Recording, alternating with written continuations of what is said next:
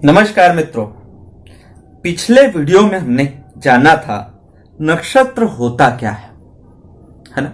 और हमने बात की थी कि आप किस नक्षत्र में आपने जन्म लिया है उस हिसाब से आपका स्वभाव होता है। तो आज हम जो जानने वाले हैं उसे कहते हैं गंडमूल नक्षत्र। तो गंडमूल नक्षत्र क्या होते हैं तो आज आपको मैं बताता हूं गंडमूल नक्षत्र क्या होते हैं। तो उससे पहले ना आप मुझे इस वीडियो को लाइक कर दीजिएगा, शेयर करना और सब्सक्राइब करना ना भूलिएगा और बेल आइकन प्रेस जरूर कर दीजिएगा, क्योंकि आपके प्रेम से मुझे और भी उत्साह मिलती है और मैं आपके तक और नई नई जानकारी लेके आता हूं। तो हम ज्योतिष सीखने के जो धीरे धीरे हम बढ़ रहे हैं, हम उसके अगले भाग में अब आ चुके हैं। तो हम आज नक्षत्र के बारे में बात करेंगे, उसमें भी हम गंडमूल नक्षत्र के बारे में बात करेंगे, जो सबसे भयानक होता है और व्यक्ति के जीवन पे बहुत बुरा प्रभाव डालता है। तो इस मूल नक्षत्र में जन्म लेने वाले व्यक्ति को, जैसे जो होता है ना मूल नक्षत्र, 5 नक्षत्रों का मेल होता है, जैसे गंडमूल नक्षत्र कहते हैं। इस नक्षत्र के कारण व्यक्ति के जीवन में बहुत सारी रुकावटें आती है, उसके पिता माता और उसके भाई बहनों को भी दिक्कत होती है। जैसे कि हम जान रहे हैं कि गंडमूल नक्षत्र क्या होता है, उसके लिए हम आपको बता देते हैं पहले कि गंडमूल नक्षत्र कौन से होते हैं, किस नक्षत्र में जन्म लेने पे गंडमूल नक्षत्र का दोष लगता है। तो वह दोष लगता है जिन 5 नक्षत्रों का, उसका होता है अश्विनी, मघा, मूला, ज्येष्ठा और अश्लेषा। ये 5 नक्षत्र है। फिर से एक बार दोहरा देता हूं, अश्विनी, मूला, मघा और अश्लेषा और ज्येष्ठा, ये 5 नक्षत्र होते हैं जिसमें आप जन्म लेने के कारण आपको मूल नक्षत्र के जन्म का प्रभाव मिलता है, जिसे गंडमूल नक्षत्र कहते हैं। और यह गंडमूल नक्षत्र व्यक्ति के जीवन में बहुत बुरा प्रभाव डालते हैं और उसको संघर्ष देते हैं। जैसे मूल नक्षत्र में जब जन्म लेते हैं तो कहा जाता है कि, और शास्त्रों में लिखा है कि पिता को उसके 27 दिन तक मुंह नहीं देखना चाहिए। 27 दिन तक उसका मुंह नहीं देखना चाहिए।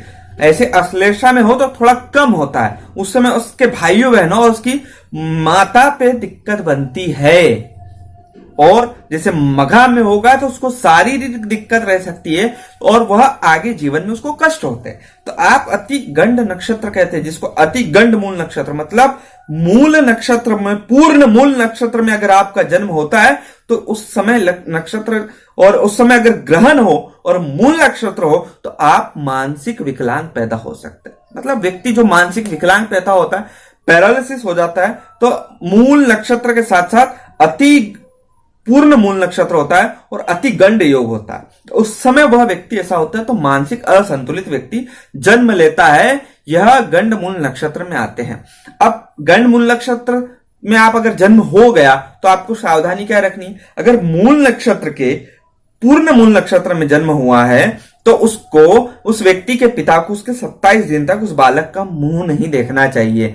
जब 27वां दिन हो तो वैदिक कर्मकांडी ब्राह्मण से उसका मूल कटवा लेना चाहिए। अब मूल कटेगा कैसे, तो 27 प्रकार की पत्तियां, 27 नदियों का जल, 27 प्रकार की सामग्री से और दूध, दही और तेल में, सरसों के तेल में उस बालक का मुंह दिखाया जाता है और वो 27 प्रकार की चीजों का उपयोग करा जाता है। उसके पश्चात उस बालक का मुंह जब जैसे दिखा देते हैं और उसके बालों का हम उसकी सेविंग कर देते हैं या उसका मुंडन कर देते हैं और उसके शरीर पे जितना वो होता है ना, उससे आटे और ऑयल से उसको थोड़ा सा उसको पोंछ लेते हैं और उसका पूजन पाठ करके, हवन करके उसके इस दोष से मुक्ति करा जाती है। इसका पूजन 27वें दिन, जन्म से 27वें दिन, क्योंकि 27 नक्षत्र होते हैं तो जन्म से 27वें दिन इसका पूजन किया जाता है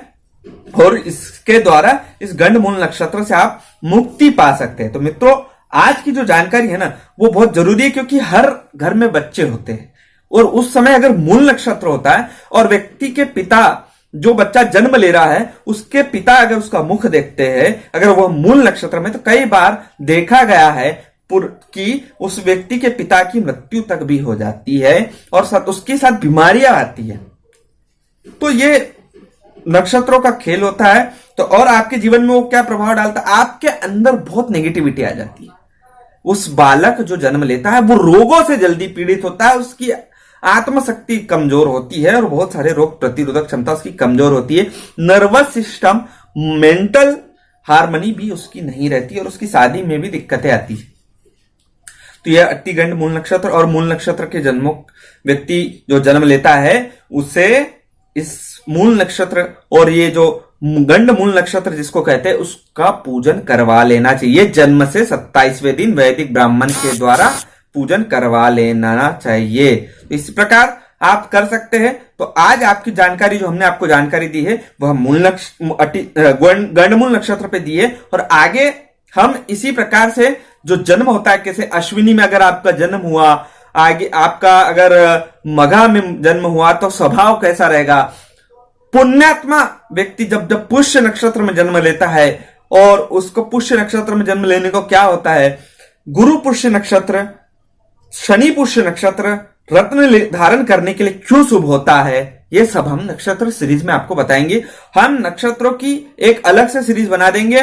इस ज्योतिष सीखो श्रृंखला में आज हमने गंड मूल नक्षत्र देखा। ये गंड मूल नक्षत्र क्या होते हैं, इसके चरण और इस चरण के हिसाब से इसके भाइयों बहनों और इसकी माताओं पे क्या फर्क पड़ेगा वो आपको देखना होता है। आज के लिए बस इतना ही। आज आपको इस जानकारी कैसी लगी आप अपने इस कमेंट में जरूर शेयर किया करें और मेरे इस प्रयास को सफल बनाने के लिए सभी तक शेयर किया करें, लाइक किया करें, शेयर किया करें, कमेंट किया करें और बेल आइकन प्रेस करना ना भूलें। आपका अपना एस्ट्रो कुशाल।